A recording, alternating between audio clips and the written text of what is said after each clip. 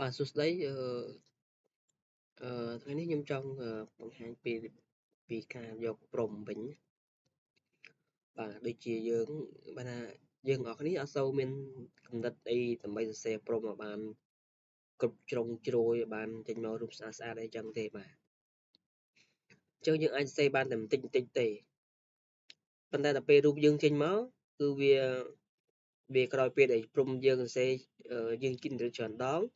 ធ្វើព្រំយើងចេញមកគឺវាស្អាតណាបាទរូបយើងចេញមកស្អាត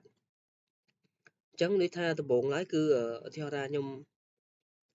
អត់សូវសរសេរអីច្រើនទេអឺខ្ញុំសេបន្តិចចឹងណាប៉ុន្តែដល់ពេលខ្ញុំបានចេញជារូបហើយយើងចូលកន្លែងអឺកន្លែងចុងខ្មៅដៃនេះបាទអញ្ចឹងអារូបហ្នឹងគឺវាចេញជាព្រំមកយើងវិញណាបាទអញ្ចឹងគឺវាច្រើនឥឡូវខ្ញុំ copy អាហ្នឹងមកខ្ញុំមកgenerateថ្មីអូខេអញ្ចឹងខ្ញុំ generate ថ្មីតែមុននឹងយើង generate ចេញជារូបភាពបាទយើងយករើសអានេះយើងរើសទំហំមកវាបាទបើតាមខ្ញុំធ្លាប់នេះគឺបើពេលខ្ញុំយក picture គឺខ្ញុំអត់អាចចុចជា animate បានទេបាទថាអត់អាច convert ជាវីដេអូបានទេប៉ុន្តែបើយើងចុចចេះគឺដេកអាចធ្វើជាវីដេអូបានអូខេឥឡូវខ្ញុំសាក generate មួយដោយសារព្រំនេះគឺដំបូងឡើយគឺខ្ញុំអត់សេអីបានវែងចឹងទេខ្ញុំសេតែបន្តិចទេបាទតែដល់ពេលយើងចេញជារូបហើយនេះយើងចុចឡើងខ្មៅដៃនេះបាទអញ្ចឹងអាព្រំនោះគឺវា expand ជាចេញជាព្រំមកយើងបាទឥឡូវយើងធ្វើឲ្យចេញជាវីដេអូយើងចុច animate អូខេអញ្ចឹងវាអូបាទសាររបស់ខ្ញុំអានេះគឺវាអស់credit ទេបាទដាច់ហើយ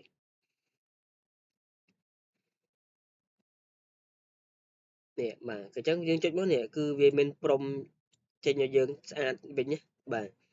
យើងអាចយកព្រំទៅ generate រូបថ្មីបានបាទតែដំបូងគឺខ្ញុំអត់បានសេអីច្រើនចឹងទេបាទអញ្ចឹងពេលយើងបានចេញជារូបចឹងហើយគឺយើងចូលនៅក្នុងrefine នេះយើងយកនេះបាទអញ្ចឹងគេអាព្រំចេញយើងតែម្ដងបាទអញ្ចឹងប្រហែលជាអ្នកខ្លះអត់ដឹងថាហ្នឹងគឺនៅក្នុងណា tool ហ្នឹងបាទអញ្ចឹងគឺដំបូងគឺយើងបើក tab ថ្មីមកនេះបាទអូខេឥឡូវខ្ញុំបិទវាសិនខ្ញុំបើកថ្មីហើយយើងចូលមែននេះទេចូល lab នេះមកលើគេនេះចុច lab នេះមកបាទអញ្ចឹងយើងចូល wish បាទចូល wish មក wish នេះគឺយើង generate ជាវីដេអូជារូបភាពអូខេឥឡូវខ្ញុំដាក់ព្រំតែបន្តិចទេចាំមើលខ្ញុំលុបចេញខ្លះនេះលុបចេញខ្លះតែប៉ុណ្ណេះយករូបនេះបាទខ្ញុំ generate វា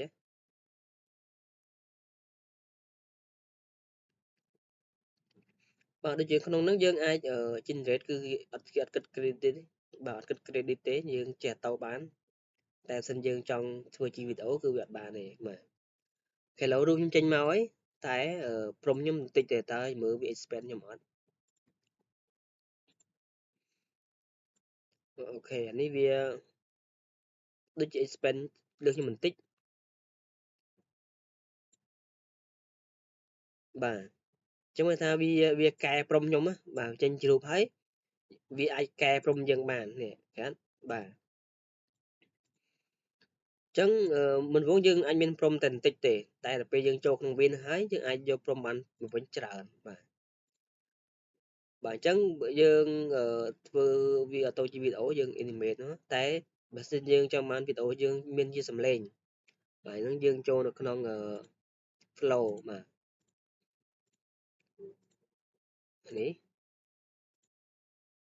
បាទយើងចូល flow នេះមកវាចេញមកជាសំឡេងហើយឥឡូវនេះ Google បានអាប់ដេតចេញមកឲ្យយើងរើសស្រួលបាទចេញជាសំឡេងស្អាតតែម្ដងថ្ងៃនេះគឺខ្ញុំgenerate បច្ចេកខ្ញុំពីម្សិលមិញ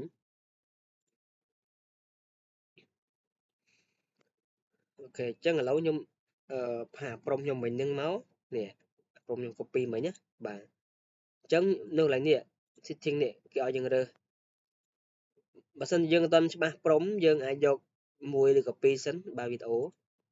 ព្រោះកាលណាយើងយកច្រើនគឺវានឹងស៊ី credit របស់យើងឆាប់អស់បាទហើយអានេះគឺខ្ញុំយកនេះបាទយកអា VOC នេះបាទវាមានសំឡេងតែដោយសារ account ខ្ញុំនេះគឺវាដាច់ license ហើយបាទដាច់ Pro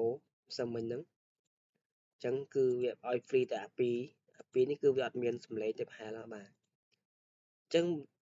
យើងចង់បានសំឡេងទៅយើង subscribe យកបាទ Pro នេះ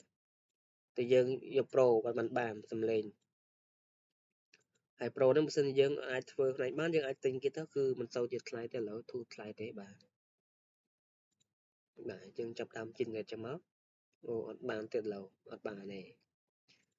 អូខេអញ្ចឹងវីដេអូខ្ញុំចង់បង្ហាញគឺតែប៉ុណ្្នឹងទេពីរបៀបយក Pro មកវិញយើងសេ Pro តិចតែយើងអាចយកវិញបានច្រើនបាទ